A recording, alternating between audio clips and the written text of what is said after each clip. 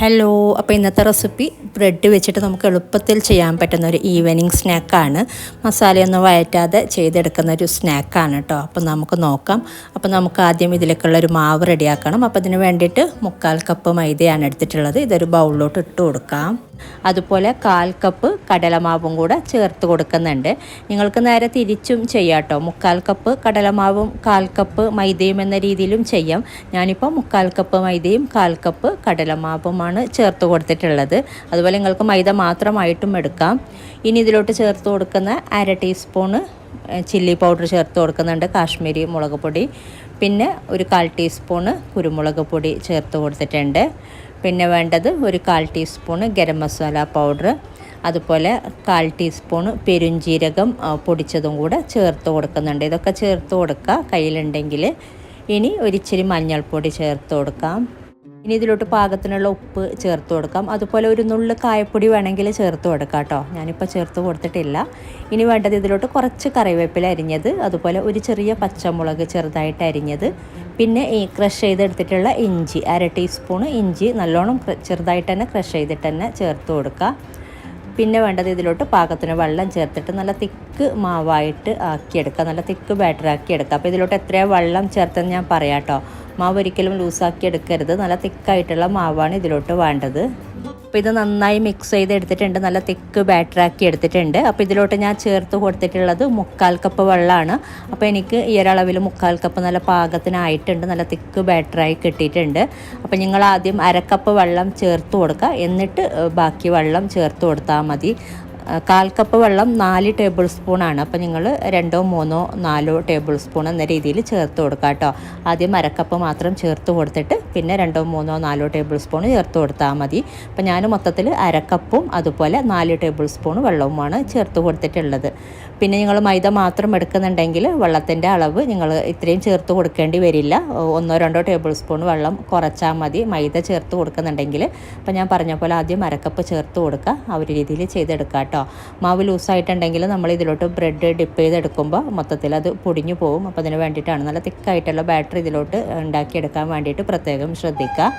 ഇതിപ്പോൾ നല്ല പാകത്തിനായിട്ടുണ്ട്. ഇനി നമുക്കിത് മാറ്റി വെക്കാം. ഇപ്പോൾ കണ്ടില്ലേ, ഈ ഒരു തിക്നെസ്സോടെ നമുക്ക് ഇതിലോട്ട് ബ്രെഡ് ജസ്റ്റ് ഒന്ന് കോട്ടിങ് ചെയ്തെടുക്കാൻ പറ്റിയാൽ മാത്രം മതി, ആ ഒരു രീതിയിലാക്കിയെടുക്കുക. അപ്പോൾ ഇത് നമുക്ക് മാറ്റി വെക്കാം. ഇനി ഇതിലേക്കുള്ള ബ്രെഡ് ഒന്ന് കട്ട് ചെയ്തെടുക്കാം. 7 സ്ലൈസ് ബ്രെഡാണ് കേട്ടോ ഞാൻ എടുത്തിട്ടുള്ളത്. 7, 8 സ്ലൈസ് ബ്രെഡ് എടുക്കാം. ഇത് അത്യാവശ്യം നല്ല വലിയ ബ്രെഡാണ്. ബ്രൗൺ ബ്രെഡാണ് കേട്ടോ എടുത്തിട്ടുള്ളത്. ബ്രൗൺ വേണമെങ്കിൽ എടുക്കാം, വീറ്റ് ബ്രെഡാണ്. അതുപോലെ നിങ്ങൾക്ക് വൈറ്റ് വേണമെങ്കിലും എടുക്കാം.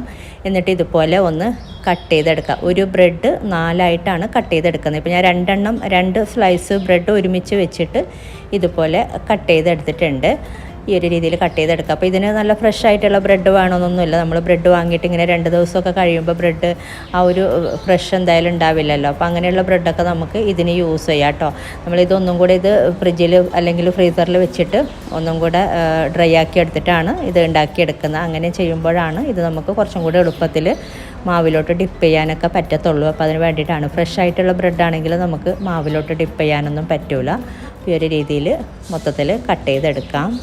അപ്പോൾ മൊത്തത്തിൽ കട്ട് ചെയ്തെടുത്തിട്ടുണ്ട്. ഞാൻ നേരത്തെ പറഞ്ഞ പോലെ ഇതുപോലെ ഒരു സ്ലൈസ് 2ആയിട്ട് ഇങ്ങനെ വെച്ചിട്ടാണ് കട്ട് ചെയ്തെടുത്തിട്ടുള്ളത്. നമ്മൾ ഇതുപോലെ തന്നെയാണ് ഫ്രൈ ചെയ്തെടുക്കുന്നതും. നിങ്ങൾക്ക് സിംഗിൾ പീസായിട്ടും ഫ്രൈ ചെയ്തെടുക്കാം. ഇനി ഇത് കുറച്ച് നേരം നമ്മളൊന്ന് ഫ്രീസറിൽ ഒരു 15 മിനിറ്റോളം ഒന്ന് ഫ്രീസറിൽ ഇത് സെറ്റാവാൻ വേണ്ടിയിട്ട് വെക്കാം. കുറച്ചൊന്ന് ഡ്രൈ ആയി കിട്ടാൻ വേണ്ടിയിട്ടാണ്. അപ്പോൾ ഇനി നമുക്ക് കോട്ടിങ് ചെയ്യാനായിട്ട് കുറച്ച് ബ്രെഡ് കൈകൊണ്ടൊന്ന് പൊടിച്ചെടുക്കുന്നുണ്ട്. ഒരു 4, 5, 6 സ്ലൈസ് ബ്രെഡ് എടുക്കാം. പൊടിഞ്ഞിട്ടുള്ള ബ്രെഡൊക്കെ ഇതിന് യൂസ് ചെയ്യാം. നമ്മളിതുപോലെ കൈകൊണ്ട് പൊടിച്ചിട്ട് തന്നെയാണ് ഇത് നമ്മൾ കോട്ടിങ്ങിനായിട്ട് യൂസ് ചെയ്യുന്നത്. നിങ്ങൾക്ക് വേണമെങ്കിൽ ബ്രെഡ് ക്രംസ് യൂസ് ചെയ്യാം കേട്ടോ. അല്ലെങ്കിൽ ഇത് മിക്സിയിലിട്ടിട്ട് ജസ്റ്റ് പൊടിച്ചെടുത്തിട്ടും ചെയ്യാം. പക്ഷേ നമ്മളിങ്ങനെ ചെയ്യുമ്പോഴാണ് കുറച്ചും കൂടെ നല്ലത്. ഈ ഒരു രീതിയിൽ പൊടിച്ചെടുക്കുമ്പോഴാണ്. മിക്സിയിലിട്ടിട്ട് ബ്ലെൻഡ് ചെയ്തെടുക്കുന്നതിനേക്കാളും വേണമെങ്കിൽ അങ്ങനെയും ചെയ്യാം കേട്ടോ. നിങ്ങൾക്ക് പെട്ടെന്ന് വേണമെന്നൊക്കെ ഉണ്ടെങ്കിൽ മിക്സിയിലിട്ടിട്ട് ജസ്റ്റ് ബ്രെഡ് ക്രംസ് നമ്മൾ മിക്സിയിലിട്ടിട്ടല്ലേ പൊടിച്ചെടുക്കുന്നത്, അല്ലെങ്കിൽ ബ്രെഡ് ക്രംസ് തന്നെ നമുക്ക് യൂസ് ചെയ്യാം. ഇതിപ്പോൾ നമ്മൾ KFC സ്റ്റൈലിലുള്ള ഒരു ചിക്കൻ ഫിംഗേഴ്സൊക്കെ ചെയ്തിട്ടുണ്ടായിരുന്നല്ലോ, അതിന് നമ്മൾ യൂസ് ചെയ്തിട്ടുള്ളത് കോൺഫ്ലെക്സ് ആണ്. ഇതുപോലെ കൈകൊണ്ട് പൊടിച്ചെടുത്തിട്ട് ആ ഒരു രീതിയിൽ ജസ്റ്റ് ഒന്ന് കൈകൊണ്ട് പൊടിച്ചെടുക്കുന്നതേ ഉള്ളൂ. അപ്പോൾ ഇത് മൊത്തത്തിൽ ക്രഷ് ചെയ്തെടുത്തിട്ടുണ്ട്. അപ്പോൾ നിങ്ങൾക്ക് ഞാൻ നേരത്തെ പറഞ്ഞ പോലെ എളുപ്പത്തിന് വേണ്ടിയിട്ട് ബ്ലെൻഡറിലിട്ടിട്ട് പൊടിച്ചെടുക്കാം. പക്ഷേ ഈ ഒരു രീതിയിൽ ക്രഷ് ചെയ്തെടുത്തിട്ട് നമ്മൾ ഡിപ്പ് ചെയ്തെടുക്കുമ്പോൾ കാണാനൊരു ഭംഗിയുണ്ട്. അപ്പോൾ അതിന് വേണ്ടിയിട്ടാണ്. ഇതിപ്പോൾ ഇത്രയും മതി. ഇനി നമ്മൾ നേരത്തെ കലക്കി വെച്ചിട്ടുള്ള ഈ ഒരു മാവിലോട്ട് ഇതുപോലെ 2 പീസ് ബ്രെഡ് ഒന്നിച്ച് വെച്ചിട്ടാണ് ഞാൻ ഡിപ്പ് ചെയ്തെടുക്കുന്നത്. നിങ്ങൾക്ക് വേണമെങ്കിൽ സെപ്പറേറ്റ് ആയിട്ട് സിംഗിൾ പീസ് മാത്രം ഡിപ്പ് ചെയ്തെടുക്കാം. അപ്പോൾ ഇത് ഡിപ്പ് ചെയ്തെടുക്കുമ്പോൾ ഒരു സ്പൂണൊക്കെ വെച്ചിട്ട് നിങ്ങൾക്ക് മാവ് മുകളിലോട്ടൊക്കെ കോരി ജസ്റ്റ് ഒന്ന് ഇതാക്കിയെടുക്കാം കേട്ടോ. ഞാനിപ്പോൾ മൊത്തത്തിൽ ഇങ്ങനെ ഡിപ്പ് ചെയ്തെടുത്തിട്ടുണ്ട്. ഇതുപോലെ ഓരോന്നും ചെയ്ത് നമ്മൾ നേരത്തെ ക്രഷ് ചെയ്ത് വെച്ചിട്ടുള്ള ബ്രെഡ് പൊടിയിലോട്ട് ആക്കി കൊടുക്കാം. ഒരു 3-4 എണ്ണമൊക്കെ ഇതുപോലെ ഒരുമിച്ച് ആക്കിയിട്ട് നമുക്ക് നല്ലോണം ബ്രെഡ് പൊടി നല്ലോണം കോട്ടിങ് ചെയ്തെടുത്താൽ മതി. ഇനി നല്ലോണം ഈ ഒരു ബ്രെഡ് പൊടി എല്ലായിടത്തും കവറാകുന്ന രീതിയിൽ കോട്ടിങ് ചെയ്തെടുത്താൽ മതി. നമ്മൾ കട്ട്ലറ്റൊക്കെ ചെയ്യുന്ന പോലെ മൊത്തത്തിലൊന്ന് കവർ ചെയ്തെടുക്കുക. പിന്നെ ഈ ഒരു 2 ബ്രെഡ് പീസിൻ്റെ ഇടയ്ക്ക് നിങ്ങൾക്ക് വേണമെങ്കിൽ സ്ലൈസ് ആയിട്ടുള്ള ചീസ് വേണമെങ്കിൽ വെച്ച് കൊടുക്കാം കേട്ടോ. അപ്പോൾ കഴിക്കാൻ ഒന്നും കൂടെ ടേസ്റ്റ് ആയിരിക്കും. ഈ 2 ബ്രെഡിൻ്റെ ഇടയ്ക്ക് നമ്മൾ ആദ്യം ഡിപ്പ് ചെയ്യുന്നതിന് മുന്നേ ഇടയ്ക്കൊന്ന് ചീസിൻ്റെ സ്ലൈസ് ഉണ്ടല്ലോ, സ്ലൈസായിട്ട് കിട്ടുന്നത്, അതൊന്ന് കട്ട് ചെയ്തിട്ട് ഇതിലോട്ട് വേണമെങ്കിൽ ഇടയ്ക്ക് വെച്ച് കൊടുക്കാം. ഒന്നും കൂടെ ടേസ്റ്റ് കൂടത്തേ ഉള്ളൂ. അങ്ങനെ ചെയ്യുമ്പോൾ ഡിപ്പ് ചെയ്തെടുക്കുമ്പോൾ കുറച്ചും കൂടെ ഒന്ന് കെയർ ചെയ്തിട്ട് ഡിപ്പ് ചെയ്തെടുത്താൽ മതി. എല്ലാം കൂടെ ഒരുമിച്ച് വെച്ചിട്ട് ഇതുപോലെ ചെയ്ത് വെച്ചിട്ട് നമുക്ക് ഫ്രൈ ചെയ്തെടുക്കാം. അപ്പോൾ എണ്ണ നല്ല ചൂടായിട്ടുണ്ട്.